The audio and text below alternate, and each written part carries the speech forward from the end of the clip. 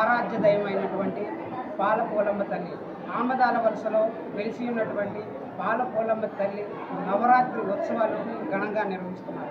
అయితే ఈ నవరాత్రి ఉత్సవాలు ఏ విధంగా నిర్వహిస్తున్నారు అని ఇక్కడ ఆలయ పురోహితులు అంతా ఉన్నారు. ఆయన మాటల్లోనే తెలుసుకునే ప్రయత్నం చేద్దాం. నమస్తే గురుగారు. అసలు నవరాత్రి ఉత్సవాలు ఎందుకు నిర్వహిస్తారు? అసలు నవరాత్రి ఉత్సవాల యొక్క నియమావళి ఏ విధంగా ఉంటుంది?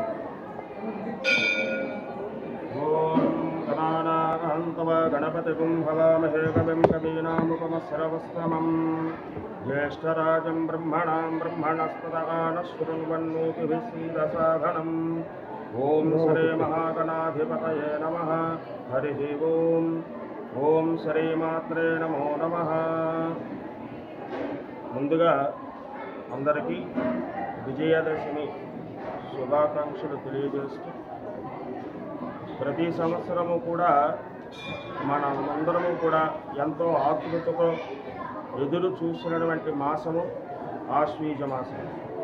ఎందుకంటే ఆశ్వీజ మాసము అనేది అనగానే మనకు ముందుగా గుర్తొచ్చేది ఏంటంటే అమ్మవారు తాలూకా నవరాత్రులు, పూజ మహోత్సవము, ఉపవాసములు, దీక్షలు వగైరా ఇలాంటి విశేషమైనటువంటి కార్యక్రమాలన్నీ కూడా ఈ నవరాత్రి మహోత్సవంలో చేసుకుంటాం. కాబట్టి మనకి ఎప్పుడెప్పుడు ఆశ్వీజ మాసం వస్తుంది, ఎప్పుడు నవరాత్రాలు ప్రారంభం అవుతాయి అని భక్తులు అందరూ కూడా ఎదురు చూస్తూ ఉంటారు. అయితే ఈ ఆశ్వీజ మాసంలో శుక్ల పాడ్యమి, హస్త నక్షత్రము ఈ రెండు కలిసి ఉన్నటువంటి రోజు నుండి ఈ అమ్మవారి తాలూకా నవరాత్రి పూజా మహోత్సవము అనేది ప్రారంభం అవుతుంది. అయితే సృష్టిలో చరాచర జీవరాశులన్నీ కూడా మలగాలి అంటే వాటి జీవనాధారము అయినటువంటిది అమ్మవారి తాలూకా అనుగ్రహము, అమ్మవారి తాలూకా దయ. సాక్షాత్తు పరమేశ్వరుడికైనా సరే అమ్మవారి తాలూకా అనుగ్రహం లేకపోతే ఆయన కూడా దేనికి పనికిరాడు. కాబట్టి ఆది శంకరాచార్యుల వారు చెప్పింది ఏంటంటే పగలు భాగము ఈశ్వర రూపము అని, రాత్రి భాగము అమ్మవారు అంటే దేవీ రూపము అని ఆయన అమృత వాక్కులతో తెలియపరిచారు. అందువలన అమ్మవారికి పగటి భాగము కంటే రాత్రి భాగంలో పూజాధికారులు జరిపిస్తే ఎక్కువ పుణ్యఫలం ఉంటుంది అని చెప్పి మత్స్య పురాణంలో కూడా ఉన్నారు. ఈ విధంగా అమ్మవారి తాలూకా నవరాత్రి పూజా మహోత్సవం అన్నది జరిపించడం అన్నది పరిపాటి. అయితే ఈ నవరాత్రి అనేది ఏమిటి అంటే గండాసురుడు అనే రాక్షసుడు తాలూకా చేష్టలకి దేవతలందరూ కూడా భయపడి అమ్మవారిని వేడుకున్నారు. అమ్మా, ఆ రాక్షసుని వలన మా యజ్ఞ యాగాదులన్నీ కూడా ఆగిపోతున్నాయి, మేము ఏది కూడా చేయలేకపోతున్నాము అని వేడుకుంటే అప్పుడు అమ్మవారు ఆ రాక్షసుని వధించారు. అంతేకాకుండా ఇలా పాడ్యమి మొదలు విజయదశమి వరకు ఉన్నటువంటి రాక్షసులు అందరినీ కూడా సంహరించారు. ఈ విధంగా నవరాత్రులు అనేది ఏర్పడింది. అందువలన ప్రతిరోజు కూడా అమ్మవారు ఒక్కొక్క రూపంలో అమ్మవారు దర్శనమిస్తూ ఉంటారు.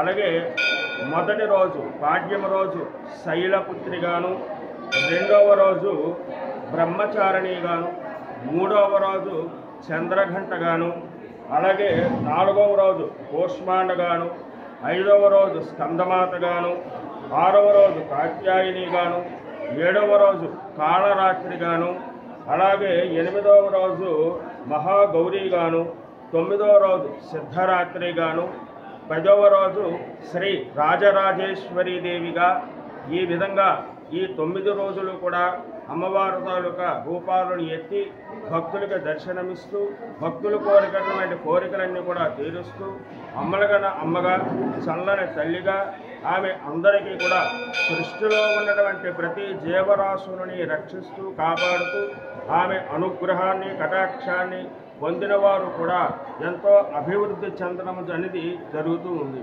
అందువలన ఈ నవరాత్రి పూజా మహోత్సవం అనేది ప్రతి సంవత్సరము కూడా అందరూ పడు వైభవంగా అమ్మవారి ఈ నవరాత్రి పూజా మహోత్సవం అన్నది జరిపించుకోవడం అనేది జరుగుతున్నది. ప్రత్యేకంగా ఈ సంవత్సరం ఈ నవరాత్రులు ఒక రోజు అధికంగా పడింది. దానికి గల కారణాలు ఈ సంవత్సరం పడినటువంటి ఈ అధిక రోజుకి ఏ రూపాన్ని ప్రత్యేకంగా పూజ చేసుకోవాలి? అంటే సర్వసాధారణంగా అమ్మవారికి నవరూపాలు నవరాత్రులుగా మనకి ధర్మశాస్త్రం చెప్తోంది. అయితే విశేషంగా ఏంటంటే ప్రతి 10 సంవత్సరాలకు తిథులు తాలూకా హెచ్చు తగ్గుల కారణంగా ప్రతి 10 సంవత్సరాలకి ఒక రూపము అనేది మనకి ఎక్కువగా రావడం అనేది జరుగుతుంది.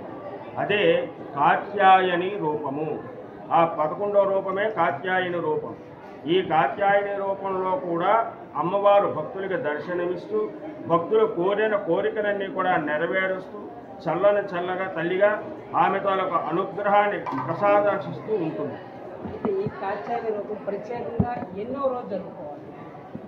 కాత్యాయని అనేది ప్రత్యేకంగా 6వ రోజు కానీ 5వ రోజు కానీ జరిపించడం అన్నది పరిపాటి.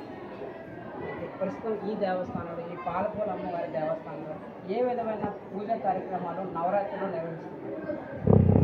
సుమారుగా నేటికి 20 సంవత్సరాలుగా ఆమదాలవలస పట్టణంలో వేంచేసి ఉన్నటువంటి చల్లన తల్లి అమ్మలగలమ్మ శ్రీ పాలపూలమ్మ అమ్మవారి ఆలయ సన్నిధిలో కమిటీ వారు మహావైభవంగా ఈ విజయదశమి నవరాత్రి పూజా మహోత్సవ కార్యక్రమము, అలాగే చివరి రోజు అయినటువంటి విజయదశమి నాడు శ్రీ దుర్గా హోమము అనేటువంటి కార్యక్రమాన్ని నిర్వహిస్తూ ఉన్నారు. అలాగే ఆలయంలో ఉన్నటువంటి అర్చకులు వారు కూడా ఎంతమంది భక్తులు వచ్చినా సరే విసుగుపోకుండా వారికి సంతృప్తి పరుస్తూ ఆ అమ్మవారి తాలూకా అనుగ్రహాన్ని వారికి కలగాలి అనేటువంటి తాపత్రయంతో వారు కూడా ఈ నవరాత్రులు అమ్మవారి పూజా కార్యక్రమాలకు ప్రోత్సహిస్తూ వాళ్ళు శక్తి వంచన లేకుండా వారు కూడా భక్తులందరికీ కూడా సంతృప్తిపరచడం అనేది జరుగుతున్నది. అలాగే ఈ నవరాత్రులలో ప్రతిరోజు కూడా ఉదయము అమ్మవారికి అష్టోత్తర శతనామార్చన, సాయంత్రము సహస్రనామార్చనతో అమ్మవారికి కుంకుమార్చన చేస్తూ ఉన్నాం. ఇది ఇక్కడ పాలపూల అమ్మవారి ఆలయంలో జరుగుతున్నటువంటి విశేషం. అయితే ఈ పాలపూలమ్మ దేవాలయంలో ప్రతి ఏటా కూడా చూసాము 108 ప్రదక్షిణాలు చేస్తారు.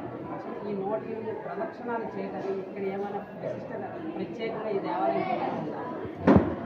సర్వసాధారణంగా ఏంటంటే అమ్మవారి తాలూకా అనుగ్రహం పొందడానికి అనేక విధాలమైనటువంటి దారులు ఉంటాయి. అందులో ప్రదక్షిణము అనేటువంటిది ఒకటి. అమ్మవారికి పూజ చేసిన, భక్తితో ఒక పుష్పం వేసిన, కాస్త పసుపు కుంకుమ సమర్పించిన అమ్మవారి తాలూకా పరిపూర్ణమైనటువంటి అనుగ్రహాన్ని పొందుతాం. అయితే అదేవిధంగా అమ్మవారికి 108 ప్రదక్షిణాలు చేయడం కూడా, అంటే అమ్మవారి తాలూకా నామాలు 108 ఉంటాయి. ఆ 108 ప్రకారంగా 108 ప్రదక్షిణాలు చేయడం వలన అమ్మవారి తాలూకా పరిపూర్ణమైనటువంటి అనుగ్రహాన్ని కటాక్షాన్ని పొందుతారు అనేటువంటి ప్రతీతి. కాబట్టి భక్తులు అందరూ కూడా ఈ పాలపూలమ్మ అమ్మవారి ఆలయ సన్నిధిలో 108 ప్రదక్షిణాలు చేసుకుంటూ అమ్మవారి తాలూకా అనుగ్రహాన్ని పొందుతూ అనేకమైనటువంటి అభివృద్ధి పదంలో వారు నడుస్తూ ఉన్నది. ఇది నిజంగా వాస్తవంగా జరిగింది. కాబట్టి భక్తులు దీనిని నమ్మి ఈ పాలపూలమ్మ అమ్మవారి ఆలయంలో నవరాత్రులనే కాకుండా మిగతాయినటువంటి రోజుల్లో కూడా 108 ప్రదక్షిణాలు చేస్తూ వారి యొక్క కోరికను అమ్మవారికి తెలియజేయగా వారి కోరికలన్నీ కూడా నెరవేరుతున్నాయి. కాబట్టి ఈ పాలపూలమ్మ అమ్మవారి తాలూకా శక్తి స్వరూపిణి అని భక్తులందరూ కూడా నమ్మడం అన్నది జరుగుతున్నారు.